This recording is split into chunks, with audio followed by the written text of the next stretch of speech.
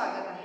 तुम्हाला सगळ्यांना आठवत असेल आपण इयत्ता 7वीची स्कॉलरशिप परीक्षेसाठीची एक सिरीज सुरू केलेली आहे आणि या सिरीजमध्ये संख्याज्ञान यामधील महत्त्वाचे 16 संख्या प्रकार आपले शिकून झालेले आहेत आणि मग या संख्या प्रकारावरील कोणकोणते प्रश्न या परीक्षेमध्ये विचारतात याबद्दल आपण आजच्या व्हिडिओमध्ये चर्चा करणार आहोत। तत्पूर्वी तुम्ही जर चॅनलला नवीन असाल तर नक्की हा चॅनल सबस्क्राइब करा, त्याचबरोबर बेल आयकॉन प्रेस करा जेणेकरून तुम्हाला नवनवीन व्हिडिओच्या नोटिफिकेशन मिळत जातील। तर मित्रांनो सुरुवात करतोय आपण आजच्या व्हिडिओला। आता असा प्रश्न जर परीक्षेमध्ये पडला तर याचं उत्तर सेकंदामध्ये कसं सोडवायचं तर त्याच्यासाठी ट्रिक समजून घ्या। प्रश्न विचारलाय काय आपल्याला तर 1 ते 100 असलेल्या जेवढ्या काही विषम संख्या क्रमाने येणाऱ्या त्यांची बेरीज विचारलेली आहे, बरोबर आहे। मग 1 ते 100 मध्ये 50 या समसंख्या असतात आणि राहिलेल्या 50 या विषम संख्या असतात, म्हणजेच आपल्याकडे एकूण विषम संख्या किती आहेत 50। तर अशा प्रकारची गणितं ज्यावेळेस पडतात त्यावेळेस तुम्हाला फक्त जेवढ्या विषम संख्या आहेत तेवढ्या विषम संख्येचा वर्ग करायचा आहे आणि वर्ग काढला की आपल्याला उत्तर मिळणार आहे। मग गणित कसं आहे ते समजून बघूया। बघा एकूण विषम संख्या, एकूण विषम संख्या किती आहेत 1 ते 100 मध्ये 50 सम आणि 50 विषम आहे, बरोबर आहे। मग आपल्याला काय करायचं जेवढ्या विषम संख्या त्याचा वर्ग करायचा, म्हणजेच काय करावं लागेल 50 चा वर्ग किती उत्तर येईल 5 5 25, बरोबर आहे का। वर्ग काढतोय 5 चा वर्ग 25 आणि शून्याचा वर्ग काढताना आपण काय करतो 2 शून्य लिहितो, म्हणजे इथे या प्रश्नाचं उत्तर आलं 2500। मग 2500 कुठे ऑप्शन मध्ये दिसतंय तर ऑप्शन क्रमांक बी मध्ये, म्हणून या प्रश्नाचं उत्तर आलं ऑप्शन क्रमांक बी। आता आपण दुसऱ्या प्रश्नामध्ये जातो। दुसरा प्रश्न काय व्यवस्थित वाचा। काय दिलाय 1 पासून 50 पर्यंतच्या जेवढ्या काही समसंख्या त्यांची बेरीज काढा आणि त्यासाठी तुम्हाला काही ऑप्शन दिले आहेत। आता ह्या प्रकारचं गणित कमीत कमी वेळेमध्ये कसं सोडवायचं तर त्याकरता तुम्हाला लागणार आहे एक ट्रिक जर माहिती असेल तर आपण लवकरात लवकर हे गणित सोडवू शकतो। मग ट्रिक काय आहे समजून घ्या। बघा 1 ते 50 पर्यंतच्या संख्या आहेत। मग आता 1 ते 50 पर्यंत संख्या असतील तर तुम्हाला सगळ्यांना माहिती 25 एवढ्या सम असतील आणि 25 राहिलेल्या विषम असतील, बरोबर आहे। मग आपण विचारले समसंख्यांची बेरीज किती तर आपल्या संख्या किती निघाल्यात 25। अशा वेळी काय करायचं जेवढ्या समसंख्या आहेत त्याच्या पुढची संख्या या दोघांचा गुणाकार केला तर उत्तर आपल्याला मिळतं समसंख्यांची बेरीज, ठीक आहे। मग आता आपण गणित सोडूया। बघा आता 1 ते 50 पर्यंतच्या असलेल्या सर्व संख्यांची बेरीज किती तर 1 ते 50 मध्ये 25 समसंख्या आहेत, बरोबर आहे का, आणि 25 विषम संख्या आहेत। आपल्याला सम विचारले म्हणून मी 25 नंबर घेतला का कारण 50 मध्ये 25 सम आणि 50 मधल्या 25 विषम असतात म्हणून मी 25 नंबर घेतला। आता या 25 च्या पुढचा नंबर कोणता येतो तर 26 येतो, तर पुढच्या संख्येचा आणि 25 या संख्येचा गुणाकार करा आणि मग तुम्हाला उत्तर जे येणार आहे ते मिळणार आहे अचूक उत्तर। तर बघा 25 किती येतं 150, हाचे आले 15 आणि 25 दुने 50 आणि वरचे काय असणार आहे 15 650। याचा अर्थ आपल्या या प्रश्नाचं उत्तर आलं पर्याय क्रमांक डी। तर मित्रांनो अशा प्रकारे हा समसंख्येचा क्रमाने येणाऱ्या संख्यांच्या बेरजेसाठी वापरण्याची ट्रिक आहे। ती 1 पासून 50 पर्यंत काढलं तरी उत्तर येईल, 1 पासून 100 साठी हीच ट्रिक फॉलो करायची। फक्त ही ट्रिक कोणासाठी उपयोगी आहे 1 पासून क्रमाने येणारा त्यांनी कितीही नंबर घेऊ द्या त्यासाठी आपण काय करायचं निम्मे संख्या घ्यायची आणि पुढच्या नंबरने गुणायचं आहे। तर अशा प्रकारे ही ट्रिक वापरायची समसंख्यांसाठी। आता पुढचा तिसरा प्रश्न काय तो बघूया। 1 पासून 100 पर्यंतच्या जेवढ्या काही नैसर्गिक संख्या त्यांची बेरीज काढायची। अशा वेळी काय करायचं लक्षात ठेवायचे प्रश्न काय ते 1 पासून 100 पर्यंतच्या सगळ्या नैसर्गिक संख्यांची बेरीज काढायची। मग आता बेरीज तर आपण करू शकतो पण बेरीज करण्यामध्ये आपला वेळ जाणार आहे ना वाया जास्त, त्यामुळे आपल्याला ट्रिक माहिती पाहिजे आणि जर ही ट्रिक माहिती असेल तर तुमचं उत्तर सेकंडच्या आतमध्ये येणार आहे। ह्यासाठी ट्रिक समजून घ्यायची। मग ट्रिक काय तर बघा 1 ते 100 पर्यंतच्या सगळ्या संख्या आणि त्यांची आपल्याला काय करायची तर बेरीज करायची। आता कशी करायची तर बघा सगळ्या मिळून संख्या किती आहे 100 आहे, बरोबर आहे का 100 आहे आणि 100 च्या पुढची संख्या कोणती येते 101, म्हणून मी 101 आणि 100 या संख्यांचा गुणाकार केला आणि त्याला 2 ने भागायचं। मग आता काय बे तर बे आणि इथं काय 50 चा भाग आहे, बरोबर आहे का। इथे 0 आहे, तसंच मी लिहून टाकला शेवटला आणि 5 ने गुणायचं. 5 1 5, बरोबर आहे. 5 0 0, 5 1 5. म्हणजे आपल्या या प्रश्नाचं उत्तर काय येते? 5050. मग पर्यायामध्ये कुठे दिसते 5050? तर पहिला पर्याय. म्हणून आपल्या या प्रश्नाचं उत्तर आलं पर्याय क्रमांक ए 5050. आता आपण बघूया चौथ्या प्रकारचा प्रश्न कसा सोडवायचा. प्रश्न काय वाचून घेऊया. 11 ते 70 पर्यंत जेवढ्या काही नैसर्गिक संख्या आहेत त्यामध्ये सर्व समसंख्यांची आणि विषम संख्यांची बेरीज यातील फरक काढायला सांगितले. आता मग तुम्हाला काय करावं लागेल? समसंख्यांची बेरीज करावं लागेल, विषम संख्यांची बेरीज करावं लागेल, त्यातनं पुन्हा वजाबाकी करावं लागेल. पण जर याची ट्रिक माहिती असेल तर तुम्ही उत्तर सेकंडच्या आतमध्ये सोडवू शकता. त्यासाठी ट्रिक समजून घ्यावं लागेल. मग आता बघा 11 पासून 70 पर्यंत एकूण संख्या किती? तर 60 संख्या, बरोबर आहे ना. 11 पासून 70 पर्यंतच्या एकूण संख्या किती आहेत? 60 संख्या आहेत, बरोबर आहे. मग या 60 संख्येमधल्या 30 काय असणार आहेत? सम असतील आणि 30 काय असतील? विषम असतील, बरोबर आहे का. 30 सम असतील आणि 30 संख्या विषम असणार आहे.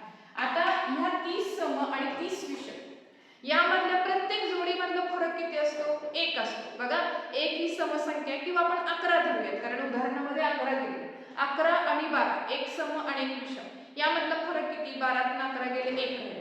म्हणजे प्रत्येक जोडीमधला फरक किती? 1 आहे, बरोबर आहे का. आणि आपल्याकडे जोड्या किती आहेत? 30 जोड्या. याचा अर्थ 30 जोड्यांमध्ये फरक किती असणार आहे? 30 जोड्या आहेत सम आणि विषम संख्येचा आणि प्रत्येक जोडीतला फरक किती येतो? 1चा फरक. याचा अर्थ सगळ्यांचा मिळून फरक किती असणार आहे? 30 चा फरक असणार आहे, बरोबर का. म्हणून या प्रश्नाचं उत्तर येतं पर्याय क्रमांक सी 30. कसं सोडवलं समजले? तर 11 ते 70 पर्यंतच्या संख्या आहेत 60, याचा अर्थ 30 आहेत सम, 30 आहेत विषम. म्हणजे आपल्याकडे सगळ्या मिळून जोड्या किती? सम आणि विषमच्या 30 जोड्या आहेत. आणि प्रत्येक जोडीतला फरक किती आहे? 1. 11 आणि 12 किती फरक आहे? 1. 13 आणि 14 किती फरक आहे? 1. असा जर 1 चा फरक असेल तर 30 जोड्यांचा फरक किती येणार? 30 येणार आहे. म्हणून या प्रश्नाचं उत्तर आलं पर्याय क्रमांक सी 30. आता आपण जातो 5व्या गणितामध्ये. 5वं गणित काय समजून घ्या. x ही समसंख्या दिलेली आहे आणि त्यानंतरची 13वी विषम संख्या तुम्हाला काढायची आहे. मग या प्रकारचं गणित ट्रिकचा वापर करून कसं सोडवायचं समजून घ्यायचं. पहिल्यांदा काय करायचं? जी दिलेली संख्या ती लिहून घ्यायची. ठीक आहे. दिलेली समसंख्या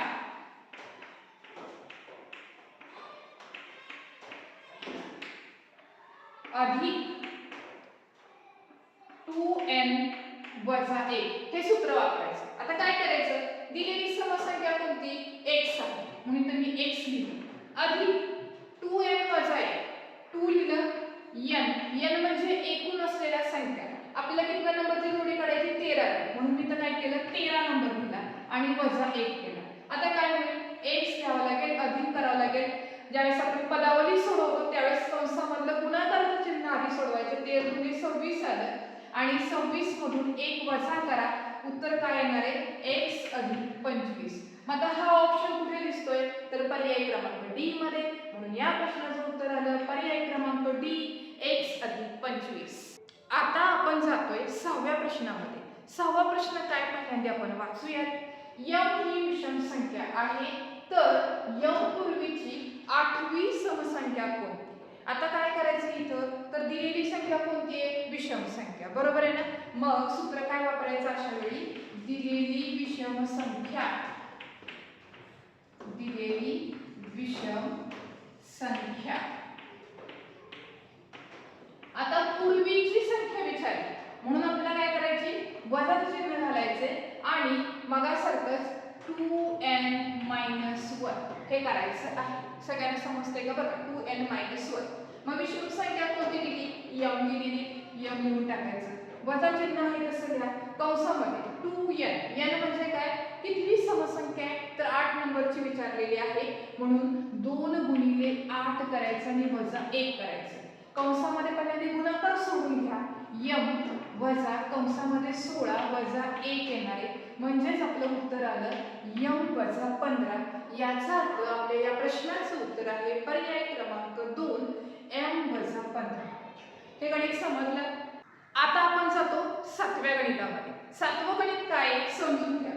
x - 3/7 ही समसंख्या आहे. तर x - 3/7 नंतर क्रमाने येणारी आठवी विषम संख्या कोणती? आता हे गणित 5व्या नंबरच्या गणिताप्रमाणे सोडवायचे. आता काय करायला लागेल तर बघा, दिलेली संख्या, दिलेली समसंख्या, बरोबर आहे, आपल्याला समसंख्या दिली, त्यामध्ये दिलेली समसंख्या अधिक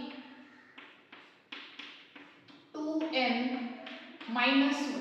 बघा आता समसंख्या कोणती दिली, x - 3/7 अधिक 2 आहे तसे ह्या n. एकूण संख्या किती आहे? 8 आहे. 8वी विचारली म्हणून तर n चा नंबर किती घ्यायचा? 8 घ्यायचा आणि वजा काय करायचं? 1 करायचं. ठीक आहे. 8 दुणे 16 आणि 16 ने 1 गेला 15 झाले. मग x - 3/7 अधिक 15. आता इथे तुम्हाला काय करावं लागणार आहे? छेद समान करावा लागेल, बरोबर आहे का? मग छेद कसं समान करायचं आपण? तर दीर्घ गुणाकार करा. x - 3 छेद समान आणण्यासाठी आपल्याला काय करावं लागणार आहे? तर x - 3/7 अधिक 15 ने काय करावं लागेल? 7 ला गुणावं लागेल. 15 × 7 भागिले पण काय येणार आहे? 7. बरोबर आहे. मग आता काय करावं लागेल? 15 सत्ते किती येणार आहे? 105. x - 3 अधिक 105 भागिले 7. आता 105 मधून 3 घालव, किती येते? 102 येतील. म्हणजेच आपलं उत्तर किती येणार आहे? x बघा, x अधिक 102 भागिले 7. इथे काय केलं? भिन्न चिन्हांची वजाबाकी करतो आणि मोठ्या संख्येचं चिन्ह देतो, म्हणून मी इथे खाली काय लिहिलेले?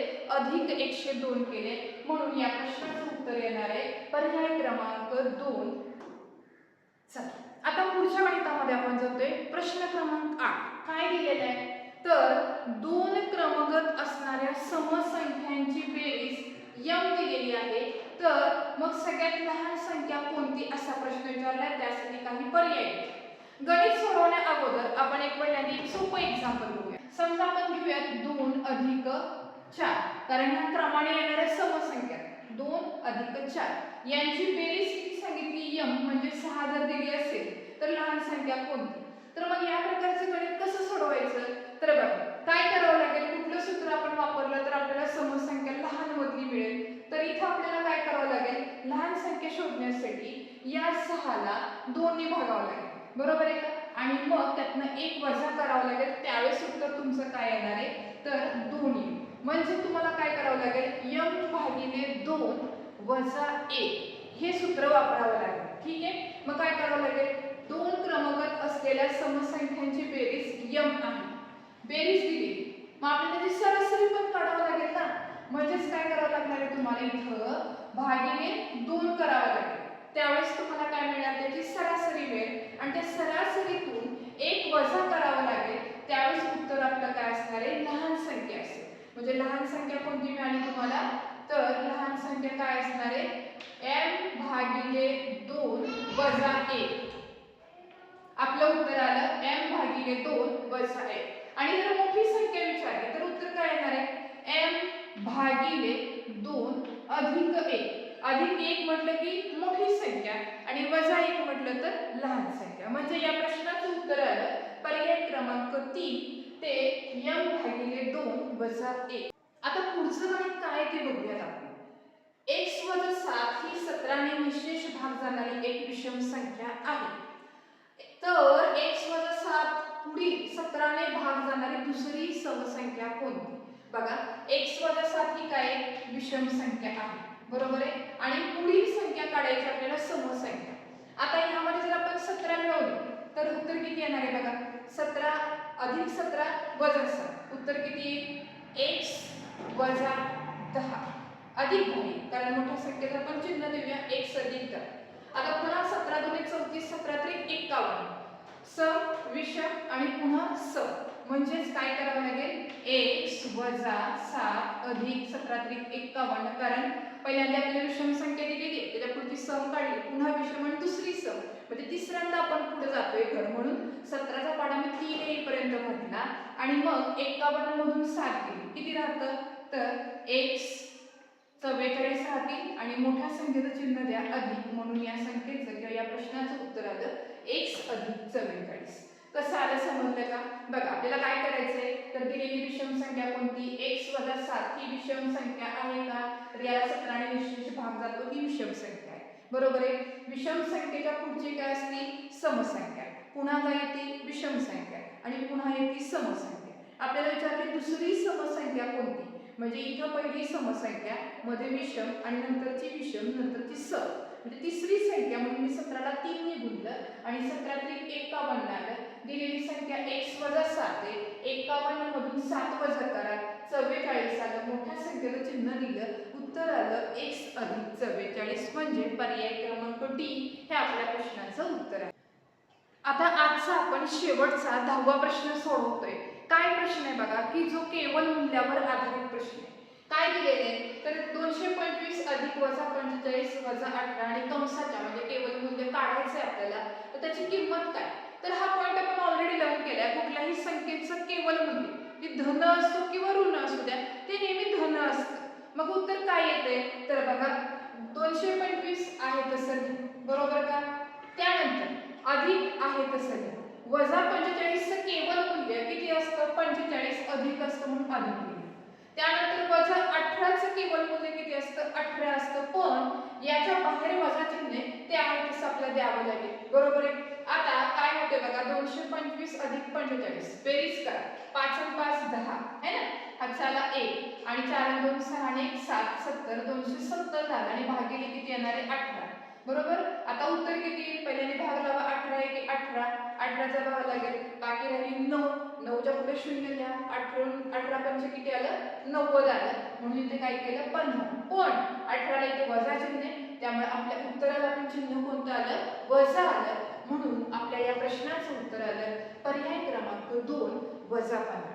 का, कारण कोणत्याही संख्येचं केवल मूल्य धन असते, ती संख्या ऋण असो किंवा धन असो. तर मित्रांनो, आजच्या व्हिडिओमध्ये आपण संख्या ज्ञानावर आधारित 10 गणित सोडवली, त्यासाठीच्या वेगवेगळ्या ट्रिक पाहिल्या.